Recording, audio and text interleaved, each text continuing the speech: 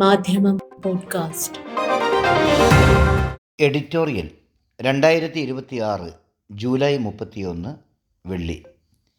പാവപ്പെട്ട കർഷകർ വായ്പ തിരിച്ചടക്കാൻ അല്പമൊന്ന് വൈകിയാൽ ജപ്തി നോട്ടീസും ചെണ്ടകൊട്ടലുമായി വീട്ടുമുറ്റത്തേക്ക് ബാങ്കുകളും റവന്യൂ മേധാവികളും പാഞ്ഞെത്തുന്ന നാട്ടിലാണ്. മന്ത്രിയുടെയും IAS-കാരൻ്റെയും അക്കൗണ്ടുകളിലേക്ക് ലക്ഷങ്ങളും കോടികളും ഒഴുക്കിക്കൊടുക്കുന്നതെന്ന യാഥാർത്ഥ്യം തുറന്നു കാട്ടുകയാണ് ഇന്നത്തെ എഡിറ്റോറിയൽ. കാർഷിക രാജ്യം വെള്ളരിക്ക പട്ടണമാകുമ്പോൾ നാഷണൽ ക്രൈം റെക്കോർഡ്സ് ബ്യൂറോയുടെ കണക്കുകൾ പ്രകാരം രാജ്യത്തെ കാർഷിക ആത്മഹത്യകളിൽ 2024 നേരിയ കുറവ് രേഖപ്പെടുത്തിയിരുന്നുവെങ്കിലും ഓരോ മണിക്കൂറിലും ശരാശരി ഒന്നിലേറെ കർഷകരും കൃഷിത്തൊഴിലാളികളുമാണ് ജീവനൊടുക്കുന്നത്. കാലാവസ്ഥാ വ്യതിയാനം മൂലം വിളനാശം സംഭവിക്കുന്നതും വിത്ത് വളം വിലക്കയറ്റവും കടബാധ്യതയും മൂലം സാമ്പത്തിക തകർച്ച നേരിടുന്നതുമാണ് പലരെയും ഈ കടും കൈക്ക് പ്രേരിപ്പിക്കുന്നത്. കവി മുരുകൻ കാട്ടാക്കട പാടിയതുപോലെ നാമ്പുകൾ ഉണങ്ങിയ പാടത്ത് നോക്കുകുത്തി പലക മാത്രം ബാക്കിയായപ്പോഴാണ് വൈക്കോൽ മിനാരം മറഞ്ഞ വീട്ടുമുറ്റത്ത് കടത്തയ്യങ്ങൾ ചെണ്ട കൊട്ടിയാടാൻ തുടങ്ങിയപ്പോഴാണ് അവർ കരൾ പറിച്ചെറിഞ്ഞ് മടങ്ങിപ്പോയത്. കാർഷിക വിളകൾക്ക് താങ്ങുവില ഉറപ്പാക്കണമെന്നും സബ്സിഡി ലഭ്യമാക്കണമെന്നും മഴക്കെടുതിയും കൊടും വരൾച്ചയും മൂലം വിള നശിച്ചവർക്ക് നഷ്ടപരിഹാരം ഉറപ്പാക്കണമെന്നും ആവശ്യപ്പെട്ട് രാജ്യത്തെ എല്ലാ സംസ്ഥാനങ്ങളിലും കർഷക കൂട്ടായ്മകൾ സർക്കാരുകളെ സമീപിച്ചിട്ടുണ്ട്.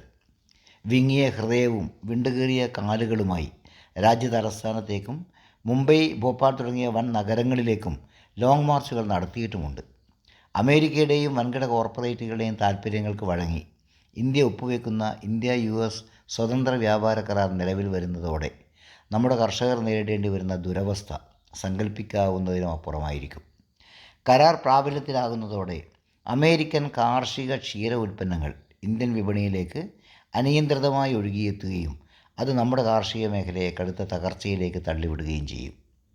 കരാറിൽ നിന്ന് ഇന്ത്യ പിന്മാറണമെന്നും കടാശ്വാസ നടപടികൾ സ്വീകരിക്കണമെന്നും ആവശ്യപ്പെട്ട് കിസാൻ മഹാപഞ്ചായത്ത് നടത്തുന്നതിനായി പഞ്ചാബിൽ നിന്നും ഹരിയാനയിൽ നിന്നും രാജ്യതലസ്ഥാനത്തേക്ക് മാർച്ച് ചെയ്ത നൂറുകണക്കിന് കർഷകരെയാണ് വൻ സുരക്ഷാ സന്നാഹമൊരുക്കി അതിർത്തിയിൽ തടഞ്ഞത്.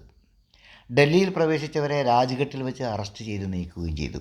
ആന്ധ്രാപ്രദേശിൽ ഗൂഗിൾ ഉൾപ്പെടെയുള്ള IT ഭീമന്മാർക്ക് ഡാറ്റാ സെൻറ്റർ നിർമ്മിക്കാൻ കർഷകരുടെ ഭൂമിയാണ് പിടിച്ചെടുത്ത് നൽകുന്നത്. കൊട്പുത്തിലെ കിഷൻഗഡ് ഗ്രീൻഫീൽഡ് എക്സ്പ്രസ് വേക്കായി കുടിയിറക്കപ്പെടുമെന്ന ആശങ്കയിൽ രാജസ്ഥാനിൽ ഒരു കർഷകൻ അടുത്തിടെ ജീവനൊടുക്കുകയുമുണ്ടായി.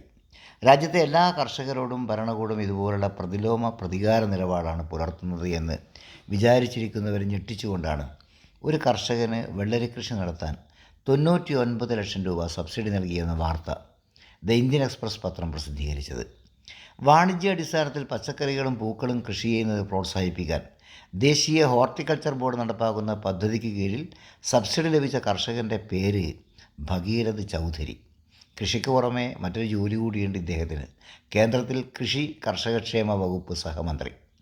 ഉന്നത വിദ്യാഭ്യാസ സെക്രട്ടറിയാക്കി ഈയിടെ കേന്ദ്രം നിയമിച്ച മൃഗക്ഷേമ വകുപ്പ് സെക്രട്ടറിയായിരുന്ന മുതിർന്ന IAS ഉദ്യോഗസ്ഥൻ നരേഷ് പാൽ ഗംഗവാറിൻ്റെ അമ്മ, ഭാര്യ, മകൻ എന്നിവർക്കായി 5 വർഷത്തിനിടെ വിവിധ ഹോർട്ടിക്കൾച്ചർ പദ്ധതികളിലൂടെ 1.16 കോടി രൂപ സബ്സിഡി നൽകിയിട്ടുണ്ട്.